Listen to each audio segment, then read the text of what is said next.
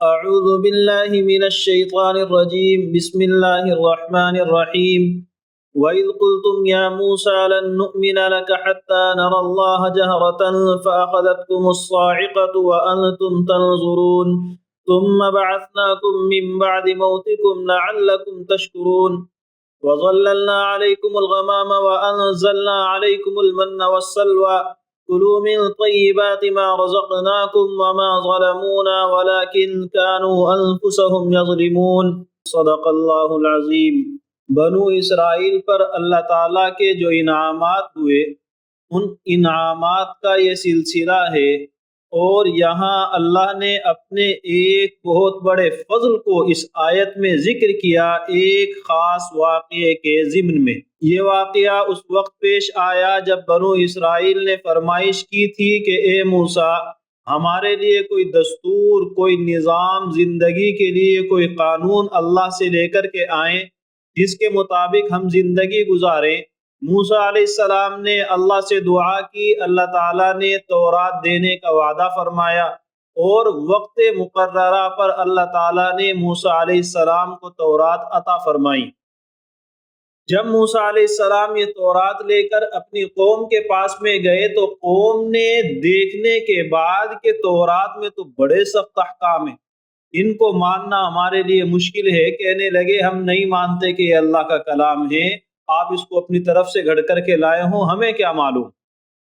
ہم اس وقت مانیں گے جب ہمیں اللہ خود کہے کہ یہ میرا کلام ہے، اس کے اوپر تم ایمان لاؤ، یہ تمہاری زندگی کے لیے میرا نظام ہے، اس پر عمل کرو۔ جب اللہ ہمیں کہہ دے گا ہم ایمان لے آئیں گے۔ یہ فرمائش انتہائی سخت ترین جرم ہے، اس وجہ سے کہ انہوں نے ڈائریکٹ نبی پر اعتماد کرنے سے انکار کر دیا ہے، جبکہ ایمان کی حقیقت یہ ہے کہ غیب کی چیزوں کو، وہ چیزیں جن کو آپ محسوس نہیں کر سکتے، معلوم نہیں کر سکتے، ان چیزوں کو نبی کے بتانے پر، نبی پر اعتماد کی وجہ سے آپ مان لیتے ہیں، یہی ایمان ہے۔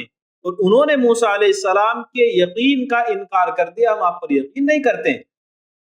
تو جب نبی پر یقین نہیں ہے تو پھر آگے کا جو ایمان جو رہے گا وہ تو بظاہر ایمان ہے، حقیقت میں تو مشاہدہ ہے، اور ایمان کے باب میں مشاہدے کا اعتبار نہیں ہوتا۔ دیکھ کر جو چیز آپ مانیں گے وہ ماننا تھوڑا ہی ہے، وہ تو کوئی بھی شخص مانتا ہے۔ لیکن موسیٰ علیہ السلام نے ان کی اس جرأت کو برداشت کیا، اللہ سے فریاد کی، اللہ کی طرف سے اجازت ملی۔ موسیٰ علیہ السلام نے کہا ٹھیک ہے، اپنی طرف سے کچھ آدمی مقرر کرو جو میرے ساتھ چلے اور اللہ تعالیٰ کی بات سن کر کے آ جائیں۔ چنانچہ 70 آدمی طے ہوئے اور سب کے سب ایک وقت پر موسیٰ علیہ السلام کے ساتھ طور پہاڑ پر پہنچے۔ اللہ تعالیٰ کی طرف سے آواز سنائی دی اور سب کو یقین ہو جانا چاہیے تھا کہ ہاں یہ اللہ کا کلام ہے، لیکن چونکہ خود جادوگر تھے، خود فطرت کے اندر کجی تھی، کہنے لگے پتہ نہیں کہاں سے آواز آ رہی ہے، کون آواز دے رہا ہے، ہمیں کیا معلوم۔ ہم جب تک نہیں مانیں گے کہ یہ اللہ کا کلام ہے جو آواز سنائی دے رہی ہے، جب تک ہم اپنی آنکھوں سے اللہ کو کلام کرتے ہوئے نہ دیکھ لیں۔ آپ دیکھیں، غور کریں، موسیٰ علیہ السلام نے کسی زمانے میں یہ فرمائش کی، اللہ تعالیٰ سے درخواست کی تھی، ربی ارینی انظر الیک، اللہ سے دعا کے انداز میں انہوں نے کہا ہے، اللہ سے ایک بھیک مانگی ہے۔ تو آپ کسی سے استدعا کریں، کسی کے سامنے اپنی خواہش کا اظہار کریں، لیکن اس کو ایک شرط کے طور پر مطالبہ کر کے رکھیں گے تو آپ مشکل میں پڑیں گے۔ یہاں اور موسیٰ علیہ السلام کی فرمائش میں بہت بڑا فرق ہے۔ موسیٰ علیہ السلام اللہ سے درخواست کرتے ہیں اور یہ لوگ سیدھے شرط لگا دیتے ہیں کہ جب تک اللہ ہمارے سامنے آ کر کے نہیں کہتا ہم نہیں مانیں گے۔ تو یہ جرأت، پہلی جرأت نبی پر ایمان نہیں ہے، نبی کی تصدیق نبی کے کہنے کی وجہ سے نہیں کر رہے ہیں۔ دوسری جرأت کہ اللہ تعالیٰ کا کلام سننے کے بعد، اپنی کانوں سے اللہ کی آواز کو سننے کے باوجود انہوں نے ماننے سے منع کر دیا، اور ایسے سخت انداز میں منع کیا کہ اب اس کے بعد معافی کی گنجائش رہتی ہی نہیں۔ ظاہر بات ہے یہ ایمان لاتے فائدہ ان کا ہوتا، اللہ کا کیا جا رہا ہے۔ اس اتنی بڑی جرأت کے بعد سزا ہو جائے کچھ بھی غلط نہیں ہے۔ اللہ نے ان کو سزا دی اور موقع پر ہی 70 کے 70 ایک ساتھ مارے گئے۔ تو آپ غور کریں، یہ 70 وہ لوگ ہیں جو یہاں کے حالات دیکھ کر اپنی قوم کو بتاتے، اور قوم ان کی بات کو سن کر کے موسیٰ علیہ السلام پر ایمان لاتی یا نہ لاتی وہ فیصلہ کرتی۔ یعنی ان لوگوں کا کردار ایک گواہ کے جیسا ہے، اور گواہ جب مقدمے کا فیصلہ ہونے سے پہلے مر جائے، کسی حادثے کا شکار ہو جائے، تو جو شخص کیس لڑ رہا ہو، جو شخص اس مقدمے میں فریق ہو، وہ شخص شک اور شبہات کے دائرے میں آ جاتا ہے۔ موسیٰ علیہ السلام نے اللہ سے دعا کی، اے اللہ، جو کچھ ان نالائق لوگوں نے کیا ہے اس کی وجہ سے ہمیں پریشانی میں نہ ڈال۔ قوم یہ کہنے لگے گی کہ موسیٰ نے لے جا کر ان کو مروا دیا، وہ آ کے ہمیں حقیقت بتاتے، حقیقت انہوں نے دیکھ لی تھی، وہ حقیقت چھپانے کے لیے موسیٰ نے ایسے کیا ہے۔ اتہلکنا بما فعل السفہاء منا، یہ بے وقوفوں کی حرکت کی وجہ سے ہمیں آزمائش میں اللہ تو ڈال رہا ہے، ایسا نہ کر۔ اللہ نے موسیٰ علیہ السلام کی دعا قبول کی اور موقع پر ان لوگوں کو زندگی عطا فرمائی۔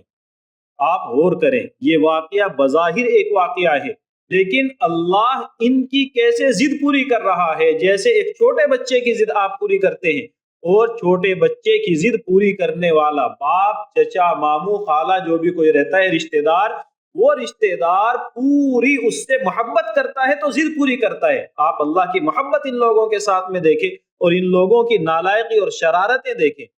پہلے نبی کی تصدیق نہیں کرتے ہیں، نبی کو سچا نہیں مانتے ہیں، بعد میں اللہ کی بات سننے کے باوجود شرارت کرتے ہیں اور بڑے اعلیٰ درجے کی، گھٹیا درجے کی گستاخی کرتے ہیں۔ اس گستاخی کے بعد معافی کی گنجائش نہیں ہے، موت آ چکی ہے۔ موسیٰ علیہ السلام دعا کرتے ہیں، اللہ ان کو زندہ کرتا ہے۔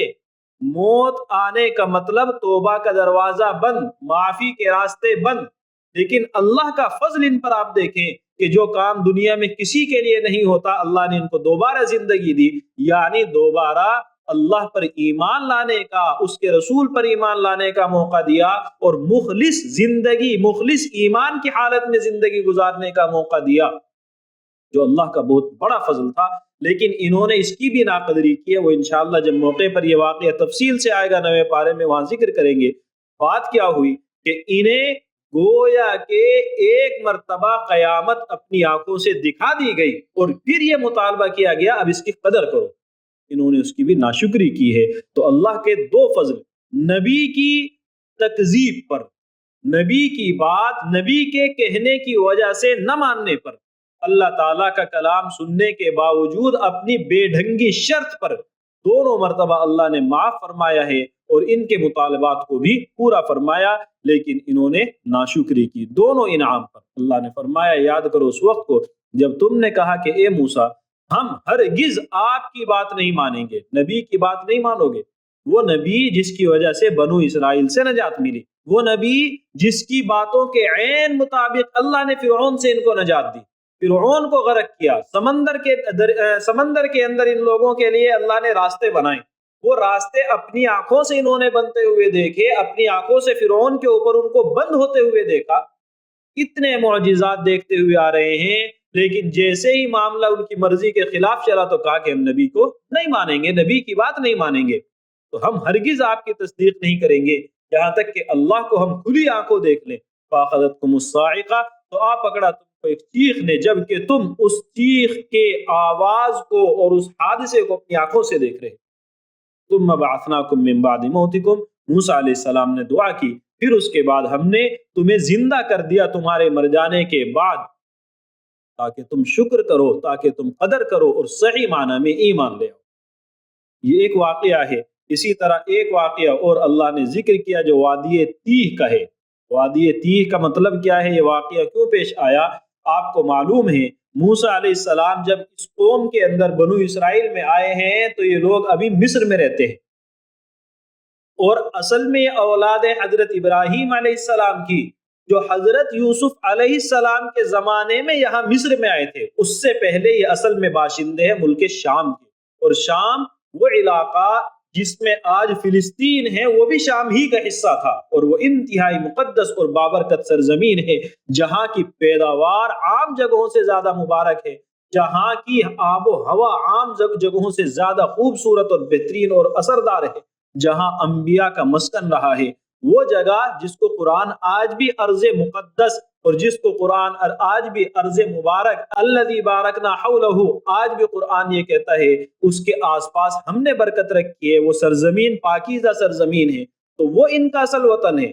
موسیٰ علیہ السلام نے کہا جب فرعون سے نجات مل گئی ہے اب چلو اپنا اصل وطن لیتے ہیں، وہاں ایک قوم عمالقہ آباد ہے، اس سے تمہیں جنگ کرنی ہے اور اس جنگ کے اندر کامیابی تمہیں ملے گی۔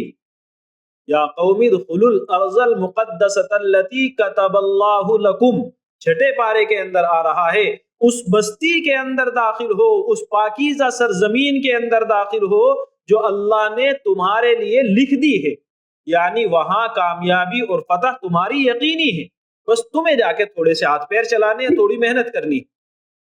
چنانچہ لوگ تیار ہو گئے، خوشی خوشی چلنے لگے۔ جب قریب پہنچے وہاں جانے کے بعد اپنے کچھ آدمیوں کو انہوں نے بھیجا حالات کی تحقیق کے لیے۔ دیکھنے والوں نے آ کے بتایا بڑی مضبوط، بڑے لمبے چوڑے طاقتور وہ لوگ ہیں جن سے ہمیں جنگ کرنی ہے۔ یہ ڈر گئے، ہمت ہار گئے اور کہنے لگے کہ اے موسیٰ آپ جائیں، آپ کا خدا جائے، دونوں جا کے جنگ کرو، جنگ کے اندر کامیابی ملے گی، آ کے ہمیں بتا دینا، ہم بھی آ جائیں گے۔ آپ جب یہ لہجہ سنیں، آپ جب یہ الفاظ سنیں، آپ جب اس طرح کا کلام کرتے ہوئے کسی شخص کو دیکھیں گے، آپ کا غصہ جتنی شدت کے ساتھ میں آئے گا اس کو آپ سوچ بھی نہیں سکتے۔ موسیٰ علیہ السلام بالکل انتہائی بری طریقے سے ہمت ہارے ہیں اور کہنے لگے اے رب میں اپنا ذمہ دار ہوں، اپنے بھائی کا ذمہ دار ہوں، ان لوگوں کا ذمہ دار میں نہیں ہوں۔ انی لا املک الا نفسی واخی، صرف اپنی ذمہ داری لیتا ہوں، یہ لوگ میری بات نہیں مان رہے۔ اللہ نے ان پر عذاب مسلط کیا اور جس میدان تک یہ پہنچے تھے، جس کھلے میدان میں تھے، مصر سے چلے ہیں شام کی طرف جا رہے ہیں، درمیان میں کتنا علاقہ آتا ہے آج بھی آپ نقشے پر میپ پر اس کو چیک کر سکتے ہیں۔ وہاں ایک میدان ہے اور وہ کھلا میدان ہے، اس میں کوئی آبادی بستی کے رستہ بھٹک جائیں ایسا بھی نہیں ہے، درخت پیڑ پودے پہاڑ ایسا بھی نہیں ہے، بالکل کھلا صاف ستھرا میدان ہے جس میدان کے اندر یہ لوگ چلتے ہیں، صبح سے لے کر شام تک سفر کرتے ہیں، شام کو آرام کرتے ہیں، صبح دیکھتے ہیں جہاں سے چلے تھے وہیں پر ہیں۔ اس میدان کی کل لمبائی کل چوڑائی زیادہ سے زیادہ 10 میل ہے اور اتنے لمبے ایریے کے اندر وہ لوگ چلتے ہیں، چکر لگا کر کے واپس آ جاتے ہیں اور پورے 40 سال تک اللہ تعالیٰ ان کو وہاں بھٹکاتا رہتا ہے، وہاں پریشان یہ لوگ رہتے ہیں۔ اس شکل میں اس میدان میں یہ لوگ بھٹکتے رہے۔ اسی میدان میں حضرت موسیٰ اور حضرت ہارون علیہ السلام دونوں دنیا سے رخصت ہوئے اور ایک لمبے مدت تک ان کی وہ نسل جو موسیٰ علیہ السلام کے ہم عمر یا ان کے جیسے دوسرے افراد تھے وہ سب کے سب دنیا سے رخصت ہوئے۔ حضرت یوشع ابن نون علیہ السلام کو نبی بنایا گیا، ان نبی نے بعد میں اسی قوم سے جنگ کی ہے اور فتح حاصل کی ہے ان کی نسلوں کے ذریعے سے۔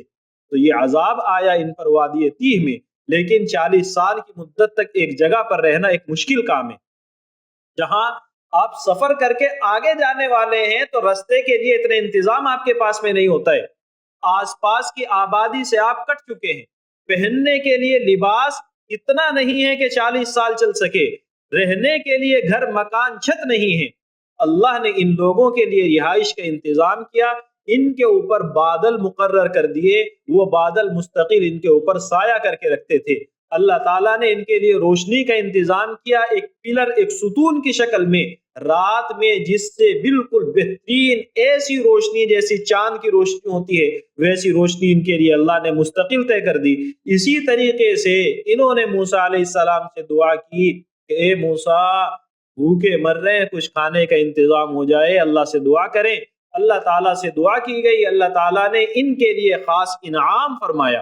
وہ انعام دو شکل میں ظاہر ہوا، ایک اللہ نے ان کے اوپر نازل فرمایا من، اور دوسرے اللہ نے ان کے اوپر نازل فرمایا سلوا۔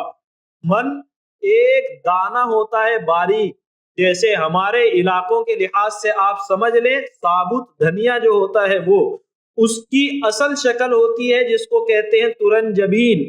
ترنجبین یہاں ڈھونڈنا یہاں دیکھنا سمجھنا مشکل ہے، ایران کے علاقوں میں خراسان ایک جگہ ہے وہاں وہ چیز ابھی بھی آتی ہے اور کسی خاص پودے کے درخت کے اوپر آ کے ان دانوں باریک باریک دانوں کی شکل میں جمع ہو جاتی ہے۔